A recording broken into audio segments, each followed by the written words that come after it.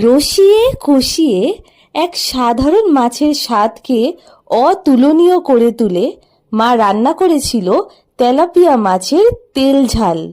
রান্নার রংটা দেখলেই বোঝা যায় কতটা দারুণ খেতে হয়েছিল এই তেল ঝাল।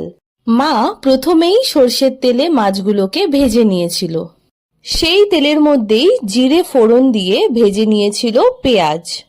এর মধ্যে টমেটো দিয়ে ভেজে দিয়ে দিয়েছিল হলুদ, তেজপাতা, শুকনো লঙ্কা আর লঙ্কার গুঁড়ো। সবগুলোকে একটু ভেজে দিয়ে দেয় জিরে বাটা আর আদা বাটা। মশলাগুলো ভালো করে কষিয়ে নিতে হবে একটু গোলমরিচ গুঁড়ো দিয়ে। মশলা ভালো করে কষে গেলে দিয়ে দিতে হবে জল।